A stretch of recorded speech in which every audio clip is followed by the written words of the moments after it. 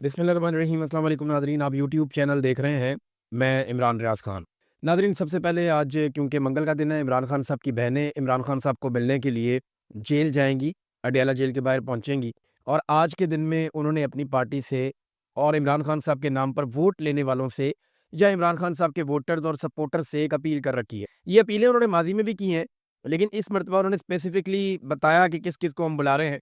उन्होंने कहा, जी हमारी फैमिली ने तमाम पार्टी ओहदेदारान, सीनियर क़यादत, एमएनएज़, एमपीएज़ और सेनेटर से अपील की है कि वो इस मंगल को अडयाला जेल पहुँचें, ताकि हुकूमत पर दबाव डाला जा सके। इमरान खान साहब के वकला और अहले खाना को फौरी तौर पे मुलाकात की इजाज़त दी जाए। इमरान खान साहब के इलाज के हवाले से उन्होंने कहा, ज़ाती मुआलजीन और फैमिली की मौजूदगी में इलाज के हवाले से उन्होंने कहा। फिर उन्होंने कहा कि जस्टिस डोगर जो हैं, chief justice Islamabad high court, इस बात को यकीनी बनाएँ कि इमरान खान और बुशरा बीबी की ज़मानत की दरखास्तों को फौरी समाअत के लिए मुकर्रर किया जाए, ताकि उन्हें इस गैर कानूनी कैद से बिला ताख़ीर रिहा किया जाए। अब मामला तो ये है, जो अदालत ने करना था वो तो इमरान खान के साथ कर दिया। अब तो वो उनकी मरकज़ी अपीलें सुनने के लिए जा रहे हैं। ऐसा लगता है कि ये निज़ाम इमरान खान को लंबे अरसे तक दोबारा कैद रखने के दर पे है और जो भी मिलिट्री एस्टेब्लिशमेंट लिख कर देगी, एक्चुअली फ़ैसला तो वही होना। ये अदालतें तो अब ऐसा लगता है रबर स्टैंप है, जो इन्हें कहा जाएगा वैसा ही ये फ़ैसला कर देंगे और इसकी गवाही तो अब अफसार आलम ने भी दे दी है, बाहर से कोई बंदा क्या बात करेगा। ये इमरान खान की बहनों ने अपील की है। क्या पाकिस्तान तहरीक-ए-इंसाफ आ जाएगी? ये बहुत अहम है। खैबर पख्तूनख्वा से पाकिस्तान तहरीक-ए-इंसाफ की गवर्नमेंट है, वहाँ से बहुत बड़ी तादाद में लोग आ सकते हैं, अगर वो आना चाहें तो। सेनेटर्स इमरान खान साहब के हैं, एमएनएज़ हैं, एमपीएज़ हैं, ये सिर्फ़ अरकान असेंबली को 3 साढ़े 300 बनते हैं और अगर इन सबके साथ 10-10, 12-12 लोग भी हैं, तो ये 4-5 हज़ार आदमी हो जाता है। अगर ये वाक़ई में वहाँ पे आकर एक-एक गाड़ी में खुद आ जाएँ और एक-एक गाड़ी अपने साथ लें, एक-एक कार को, तो ये 5,000 आदमी अडयाला के बाहर इकट्ठा करना कोई मसला ही नहीं है। ये तो अरकान असेंबली कर सकते हैं, लेकिन नॉर्मली वो ऐसा करते नहीं हैं। खैबर पख्तूनख्वा में जो एहतजाज का ऐलान किया था अहमद खान न्याज़ी ने, मैंने आपसे कहा था कि ये कैंसल कर दिया जाएगा और उसके बारे में असली इत्तलात आ रही हैं। इमरान खान की बहनों ने भी कहा कि खैबर पख्तूनख्वा में एहतजाज करने का क्या फ़ायदा? तो वैसे भी कोई फ़ायदा नहीं है कि आप पेशावर में लॉन्ग मार्च करें, आप स्वाबी में लॉन्ग मार्च करें। भी लॉन्ग मार्च करना है तो फिर आपको इस्लामाबाद की तरफ करना पड़ेगा या आपको पंजाब में करना पड़ेगा, आपको सिंध में करना पड़ेगा, आपको बलूचिस्तान में करना पड़ेगा, जहाँ पे आपकी हुकूमत नहीं है। खैबर पख्तूनख्वा में जहाँ पाकिस्तान तहरीक-ए-इंसाफ की हुकूमत है, वहाँ पे लॉन्ग मार्च करें या एहतजाज करें, तो वो तो फिर तहरीक-ए-इंसाफ की हुकूमत के खिलाफ ये एहतजाज है, किसी और के खिलाफ तो एहतजाज नहीं है और उसका कोई फ़ायदा भी नहीं है। साबिक वज़ीर आला गिलगित-बल्तिस्तान जो हैं, खालिद खुर्शीद, उन्होंने एक आइडिया दिया, उन्होंने कहा, जी हमें हार नहीं माननी चाहिए, हमें बार-बार लॉन्ग मार्च करना चाहिए। अगर नाकाम हो जाए तो दोबारा तैयारी करके फिर लॉन्ग मार्च करना, अगर फिर नाकाम हो जाए तो फिर तैयारी करके फिर 3 माह के बाद लॉन्ग मार्च करना चाहिए और ये सिलसिला जारी रखना चाहिए जब तक कि इमरान खान साहब को रिहाई नहीं मिल जाती। तो वो चिपके रहे सिस्टम को, जैसे इमरान खान साहब की बहनें चिपक गई हैं सिस्टम को और वो पीछे हटने के लिए तैयार नहीं है।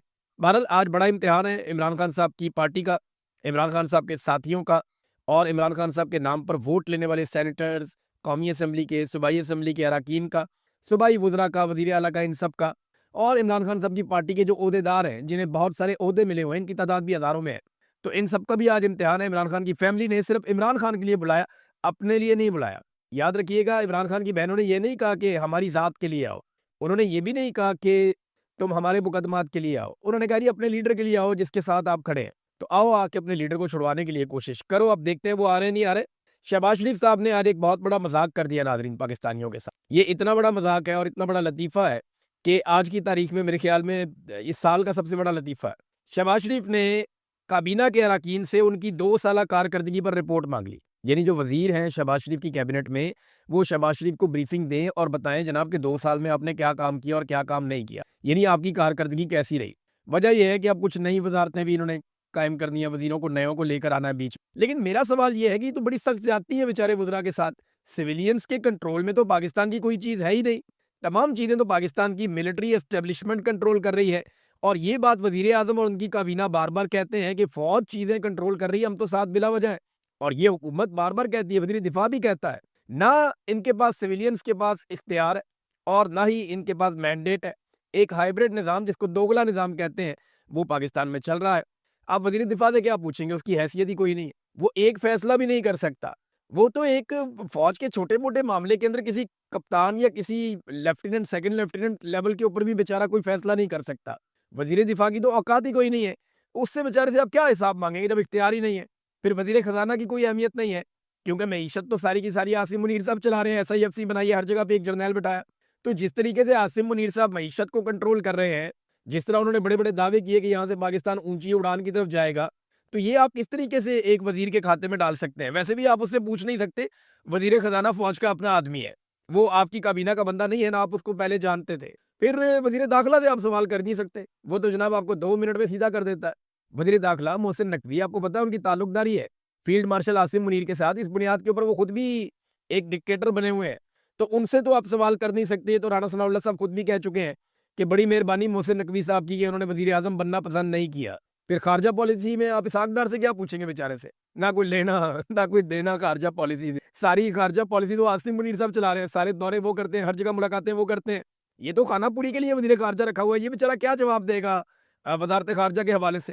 تو وزارت اطلاعات جو ہے وہ سارا کا سارا ISPR کنٹرول کر رہا ہے، پاکستان کے میڈیا کو پاکستان کی انٹیلیجنس ایجنسیاں کنٹرول کر رہی ہیں، یہ تو ایک اشتہار دینے والا ڈپارٹمنٹ ہے، وزارت اطلاعات سے آپ کیا پوچھیں گے؟ تو یہ بیچارے وزراء کے ساتھ زیادتی ہے کہ انہیں اختیار دیتے کوئی نہیں، بعد میں ان سے پوچھتے ہیں کہ آپ نے کیا کیا، آؤ 2 سال ہو گئے بیٹھ کر حساب دو۔ پاکستان کا تجارتی خسارہ مزید بڑھ گیا ہے، یہ میرے سامنے خبر موجود ہے، BBC کے اوپر یہ خبر چھپی ہے، یعنی حالات یہاں تک پہنچ گئے ہیں کہ اب یہ کیبنٹ کو کہہ رہے ہیں کہ حساب کتاب دو، پہلے آپ قوم کو تو حساب دیں کہ آپ نے کیا کیا۔ شہباز شریف صاحب سے گندا نظام حکومت ہم نے آج تک پاکستان میں کسی ڈکٹیٹر کو بھی چلاتے ہوئے نہیں دیکھا، اتنا کمزور حکمران جس کے پاس کسی چیز کی کوئی کمانڈ نہیں ہے، اور ایسا حکمران جو صرف سلوٹ کرنے کے لیے، تعریفیں کرنے کے لیے، جوتے پالش کرنے کے لیے، اس سے پہلے ہم نے نہیں دیکھا۔ وفاقی ادارہ شماریات کی جانب سے جاری کیے گئے اعداد و شمار کے مطابق اپریل 2026 میں ملک کا تجارتی خسارہ 4.07 ارب ڈالر تک پہنچ گیا، جو گزشتہ سال کے اسی مہینے کے مقابلے میں لگ بھگ 19% سے زیادہ ہے۔ یہ میں کوئی عمران خان کے دور سے موازنہ نہیں کر رہا خسارے کا، میں انہی کے دور سے موازنہ کر رہا ہوں خسارے کا، اور یہ اپنے ہی دور کے ریکارڈ توڑتے چلے جا رہے ہیں، توڑتے چلے جا رہے ہیں۔ یعنی ماہانہ بنیاد پر خسارے میں 43.5% اضافہ ریکارڈ کیا گیا، جو بیرونی شعبے پر بڑھتے ہوئے دباؤ کی عکاسی کرتا ہے۔ پاکستان میں برآمدات میں وہ انہوں نے بیڑا غرق کیا، پاکستان کی ساری انڈسٹری انہوں نے تباہ کر دی، جو بڑے بڑے سرمایہ کار ہیں وہ پاکستان سے بھاگ گئے، جو رہ گئے ہیں وہ بھاگنے کی تیاری کر رہے ہیں، اور انہیں کوئی ہوش نہیں آ رہا کہ یہ پاکستان کے ساتھ کس قسم کا مذاق کر رہے ہیں۔ اب آ جائیں ناظرین ذرا کچھ انٹرنیشنل خبروں کی طرف۔ تو سب سے پہلے جو خبر میں آپ کو بتاتا ہوں وہ یہ ہے کہ رپورٹ ہوا جو انٹرنیشنل میڈیا میں، گو کہ اس کی تصدیق ایران نے نہیں کی، لیکن معاملہ ہوا کیا وہ ذرا سمجھ لیتے ہیں۔ آبِ ہرمز کو امریکہ زبردستی کھلوانا چاہتا، لیکن ایران کا یہ دعویٰ ہے کہ امریکہ آبِ ہرمز کو کھلوانے سے زیادہ ایران کو اکسانے کی کوشش کر رہا ہے، اور یہ کچھ بین الاقوامی ایکسپرٹس بھی کہہ رہے ہیں کہ امریکہ یہاں پہ دوبارہ جنگ شروع کر سکتا ہے۔ اب ایسے میں انٹرنیشنل میڈیا میں رپورٹ ہوتا ہے کہ ایران نے UAE پہ حملہ کر دیا، اور یہ خبر آتی ہے کہ ایران نے وہ 4 میزائل یا ڈرون مارے ہیں UAE کے اوپر، اور UAE نے انٹرسیپٹرز کے ذریعے سے ان کو ناکام بنایا۔ پھر فجیرہ کی بندرگاہ کے اوپر کوئی آگ لگی ہے، اس کے مناظر بھی شو کیے گئے، اور بین الاقوامی میڈیا نے اور مغربی میڈیا نے اس کے اوپر کافی کوریج کی ہے، مگر ایران نے اس کی تردید کر دی ہے۔ ایران نے کہا جی ہم نے UAE کے اوپر کوئی اٹیک نہیں کیا، بلکہ انہوں نے فجیرہ میں تیل کی تنصیبات پر حملے کی تردید کرتے ہوئے کہا کہ یہ امریکی فوجی کارروائی ہے، یہ سب زبردستی جہازوں کی نقل و حرکت کو بحال کرنے کی وجہ سے ہوا ہے، واشنگٹن جو ہے وہ فوجی مہم جوئی بند کرے۔ اب اس کو ذرا آپ سمجھیں کہ 2 طرح کے سٹیٹمنٹ ہیں میرے پاس، ایک امریکہ سے اور ایک ایران سے۔ ان سٹیٹمنٹس کے اندر نا ساری کہانی ہے۔ سب سے پہلے تو آپ یہ دیکھیں کہ جو سینٹ کام کے کمانڈر ہیں ایڈمرل بریڈ کوپر، یہ کیا بیان دے رہے ہیں، اور ان کے بیان سے کیا خبر نکلتی ہے اور سچویشن آپ کو کیسے سمجھ آتی ہے۔ لیکن CNN نے اس سے پہلے خبر دی ہے، اور خبر یہ دی ہے کہ ڈونلڈ ٹرمپ سے ایک خفیہ ملاقات کی تھی ایڈمرل کوپر نے، اور یہ سینٹ کام کے کمانڈر ہیں، انہوں نے پہلے خفیہ ملاقات کی ڈونلڈ ٹرمپ سے۔ ایک تو ملاقات وہ ہے جو میں نے رپورٹ کی، جو پوری میڈیا میں رپورٹ ہو گئی، دوسری وہ ہے کہ ایک خفیہ ملاقات کی انہوں نے، اس خفیہ ملاقات کے بعد یہ فوری طور پہ مڈل ایسٹ چلے گئے، اور بحیرہ عرب میں جا کے انہوں نے اپنے مرینز کو گائیڈ کرنا شروع کیا۔ اب وہ جو سٹیٹمنٹ دے رہے ہیں یہاں سے خطے میں سے، وہ کیا کہہ رہے ہیں مڈل ایسٹ میں سے؟ انہوں نے کہا کہ کروز میزائل امریکی بحریہ کے جہازوں اور تجارتی جہازوں دونوں کو نشانہ بنا رہے تھے، لیکن زیادہ تر تجارتی جہازوں کو ہم نے اپنا بھی دفاع کیا، اور اپنے عزم کے عین مطابق تمام تجارتی جہازوں کا بھی دفاع کیا۔ وہ یہ کہتے ہیں کہ جو کروز میزائل آئے ایران کی جانب سے، یہ اٹیک کر رہے تھے ہمارے جہازوں پہ، اور ساتھ میں یہ اٹیک کر رہے تھے تجارتی جہازوں پہ، لیکن زیادہ تر انہوں نے حملہ تجارتی جہازوں پہ کیا ہے، لیکن ہم نے اپنے آپ کو بھی بچایا اور تجارتی جہازوں کو بھی بچایا ہے۔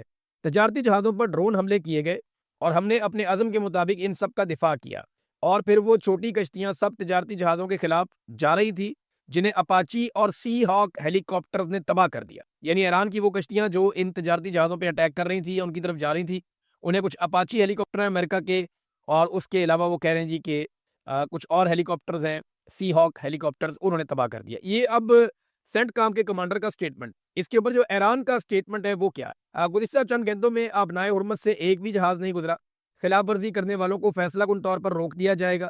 اور ایرانی فوجی نیوی کے کمانڈر نے یہ بیان دیا کہ گزشتہ چند گھنٹوں میں آبنائے ہرمز سے کوئی بھی تجارتی جہاز یا ٹینکر نہیں گزرا ہے۔ امریکی حکام کے بیانات بے بنیاد اور سراسر جھوٹ ہیں۔ کوئی بھی دیگر سمندری کارروائی جو IRGC نیوی کے اعلان کردہ اصولوں کے منافی ہوگی اسے سنگین خطرات کا سامنا کرنا پڑے گا، اور خلاف ورزی کرنے والے جہازوں کو فیصلہ کن طور پر روک دیا جائے گا۔ یہاں پہ ایک اور چیز رپورٹ ہوئی، اور چیز یہ رپورٹ ہوئی کہ جنوبی کوریا کا ایک بحری جہاز نشانہ بن گیا، اور اس کے نشانہ بننے کے بعد ڈونلڈ ٹرمپ نے ایک ٹویٹ کیا، کیونکہ دیکھیں نا، امریکہ نے کہا تھا کہ ہم یہاں سے آپ کو محفوظ رستہ دیں گے اور نکالیں گے۔ ایران نے کہا تھا امریکہ کی باتوں میں کوئی نہ آئے، ہم ماریں گے۔ اب امریکن سینٹ کام کے کمانڈر کہتے ہیں جی ہم نے نکال لیا بہت سارے لوگوں کو۔ جب ان سے پوچھا گیا کہ کتنے لوگوں کو نکال لیا تو اس پر انہوں نے کہا کہ تعداد میں نہیں بتا، یعنی ان کے پاس بتانے کے لیے مکمل انفارمیشن نہیں ہے، یا وہ انفارمیشن دینا نہیں چاہتے۔ ایران نے، اب یہ ڈونلڈ ٹرمپ کا سٹیٹمنٹ ہے، ایران نے پروجیکٹ فریڈم کے تحت جہازوں کی نقل و حرکت کے حوالے سے غیر متعلقہ اقوام پر کچھ فائر کیے ہیں، جن میں ایک جنوبی کوریا کا کارگو جہاز بھی شامل ہے۔ شاید اب وقت آ گیا ہے کہ جنوبی کوریا اس مشن میں شامل ہو جائے۔ ہم نے 7 چھوٹی کشتیاں، یا جیسا کہ وہ انہیں پکارنا پسند کرتے ہیں کہ تیز رفتار کشتیاں، وہ ہم نے مار گرائی ہیں۔ ان کے پاس اب یہی بچا ہے، یعنی یہ چھوٹی کشتیاں یہی بچی ہیں، ان کو ہم نے مار گرایا، اور وہ یہ کہہ رہے ہیں کہ ہم یہ کام کریں گے۔ کل صبح ایک پریس کانفرنس کریں گے، یہ بھی انہوں نے کہا۔ Dan Caine joint chief of staff کے ساتھ ایک پریس کانفرنس ہوگی اس معاملے پر۔ آپ کی توجہ کا شکریہ، یہ ڈونلڈ ٹرمپ نے اب سٹیٹمنٹ اس کے اوپر دیا ہے۔ اچھا، UAE نے بھی ایک، وزارت دفاع نے سٹیٹمنٹ جاری کیا۔ انہوں نے کہا جی ہمیں ایران کی جانب سے 12 بیلسٹک میزائل، 3 کروز میزائل اور 4 ڈرون مارے گئے، اور ہم نے انہیں مار گرایا، یعنی یہ سارے ہتھیار ہم نے تباہ کر دیے، یہ UAE نے دعویٰ کیا۔ جبکہ ایران نے جو ویڈیو جاری کی ہے اس میں جو شاٹس فائر کیے جا رہے ہیں، یا راکٹ یا میزائل فائر کیے جا رہے ہیں، اس کے بارے میں ایران نے دعویٰ کیا کہ یہ وارننگ شاٹس ہیں، یہ ہم نے اس لیے نہیں چلایا کہ ہم کسی کو مارنا چاہتے تھے، ہم نے یہ وارننگ دی ہے۔ اور یہاں پہ یہ بھی کہا جا رہا ہے ایران کی جانب سے کہ ایک فالس فلیگ آپریشن ہو رہا ہے، جو تجارتی جہاز یہاں سے گزرنا چاہتے ہیں انہیں ایران کی جگہ پہ دوسرے ممالک بھی، یا امریکہ یا اسرائیل کے اوپر وہ الزام لگاتے ہیں کہ وہ بھی تباہ کر رہے ہیں، اور وہ ایران کے خلاف ایک لڑائی کا جواز گھڑ رہے ہیں کہ کچھ بھی کر کے موقع ملے اور ایران کے خلاف ایک بڑی لڑائی شروع ہو سکے۔ پروجیکٹ فریڈم کو عباس عراقچی، جو کہ وزیر خارجہ ہیں ایران کے، انہوں نے پروجیکٹ ڈیڈ لاک قرار دیا۔ انہوں نے کہا پاکستان کوشش کر رہا ہے، مذاکرات میں پیش رفت ہو رہی ہے، صبر کا مظاہرہ کرنا چاہیے، امریکہ اور UAE کو بدخواہوں سے محتاط رہنا چاہیے، یعنی یہاں پہ خطے کے اندر صورتحال خراب کروائی جا رہی ہے، آپ محتاط رہیں۔ آبنائے ہرمز کے واقعات کا کوئی فوجی حل نہیں ہے، ان معاملات کا حل صرف سیاسی ہے، تو سیاسی حل نکالنا چاہیے۔ اب ناظرین، میں بلومبرگ کی ایک رپورٹ دیکھ رہا تھا، اس رپورٹ میں چائنا کے حوالے سے بہت بڑے خطرے کا اظہار کیا ہے۔ یاد رہے کہ ابھی ڈونلڈ ٹرمپ نے ایک ہفتے کے بعد چائنا جانا ہے، اور چین کا ان کا دورہ جو ہے اس کے لیے چائنا میں بھی تیاریاں ہو رہی ہیں، امریکہ میں بھی تیاریاں ہو رہی ہیں، اور امریکہ یہ چاہے گا کہ چائنا کے دورے سے پہلے بہت ساری چیزیں سیٹل ہو جائیں۔ بلومبرگ کی رپورٹ کے مطابق چین کا رویہ ماضی کی نسبت بہت تبدیل ہو چکا، اور امریکہ کے لیے ایک بہت بڑا نیا چیلنج بن گیا ہے۔ پہلے چین غیر سرکاری طور پہ یا ثالثوں کے ذریعے سے امریکہ کو ریکویسٹ کرتا تھا کہ آپ نے فلاں فلاں پہ پابندیاں لگوائی ہوئی ہیں، ہمیں کام کرنے دیں، کاروبار کرنے دیں، ہمیں ان کے ساتھ چلنے دیں، تو وہ ریکویسٹ کر کے طریقے سے آتا تھا چائنا۔ لیکن اب وہ امریکن پابندیوں کی کھل کر مخالفت کر رہا ہے، یعنی وہ روس کے ساتھ اور ایران کے ساتھ معاملات میں امریکی پابندیوں کو چیلنج کر رہا ہے، وہ یک طرفہ امریکی پابندیوں کو اب تسلیم نہیں کرتا، اور جو کچھ چین کر رہا ہے اس سے امریکہ کی ڈالر کی بالادستی ختم کرنے کی طرف وہ بڑھ رہا ہے۔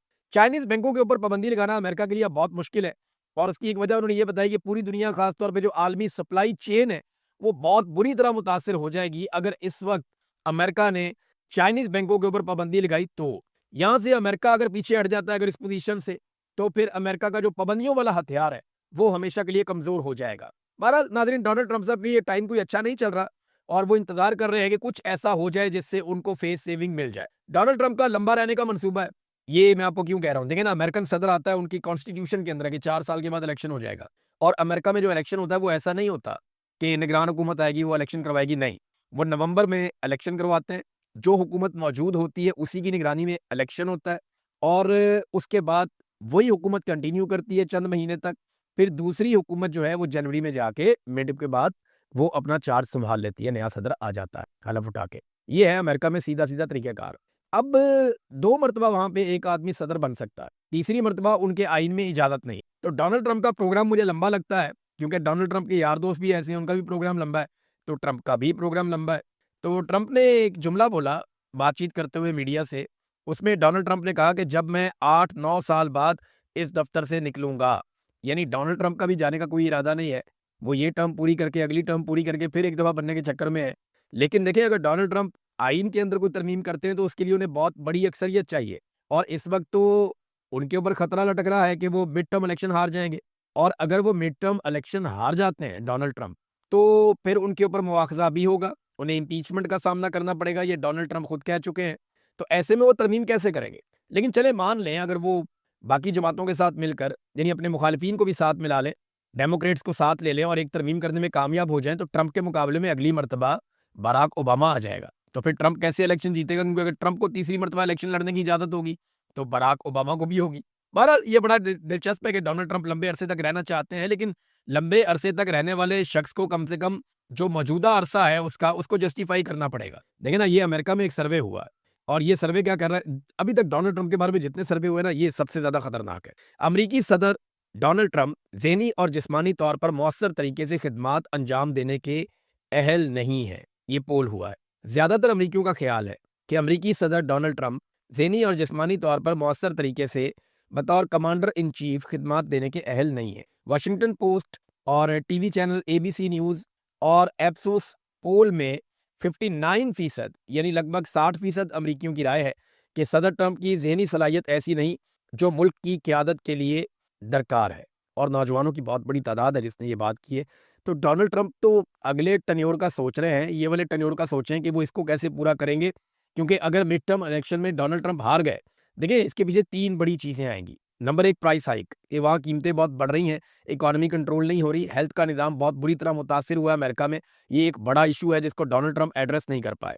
نمبر 2، ایپسٹین فائل، جنہوں نے ڈونلڈ ٹرمپ کو ہلا کر رکھ دیا، اور یہ فائلز آنے والے دنوں میں یا مڈ ٹرم الیکشن سے پہلے ڈونلڈ ٹرمپ کے مخالفین 2 ماہ تک ان کو شدید طریقے سے اٹھائیں گے، اور اگلے الیکشن میں بھی اٹھایا جائے گا۔ ڈونلڈ ٹرمپ تو اگلے الیکشن میں ہوگا نہیں، تو یہ مڈ ٹرم الیکشن میں اس کا پورا فائدہ ضرور اٹھائیں گے۔ تو ایپسٹین فائل کا معاملہ بھی آئے گا۔ یہ 2 چیزیں ہو گئیں، اور تیسری چیز جو ایران کے اوپر ایک چڑھائی کی ڈونلڈ ٹرمپ نے، اس نے امریکہ کے لیے جو شرمندگی پیدا کی، اور عالمی سطح پہ امریکہ کو جو تنہائی کا پہلی مرتبہ سامنا کرنا پڑا، ان چیزوں کو اگر آپ اکٹھا کر کے دیکھیں تو ڈونلڈ ٹرمپ کے لیے آنے والا پولیٹیکل وقت کوئی اچھا نہیں ہے، وہ ڈرانے خواب کی طرح ہے۔ لیٹس سی کیا ہوتا ہے۔ پاکستان میں بہرحال آج بڑا امتحان ہے، دیکھتے ہیں پاکستان تحریک انصاف کے لوگ عمران خان کے لیے آتے ہیں یا نہیں آتے، ان کی بہنوں کی کال پہ۔ اب تک کے لیے اتنی، اپنا خیال رکھیے گا، اپنے اس چینل کا بھی۔ اللہ حافظ۔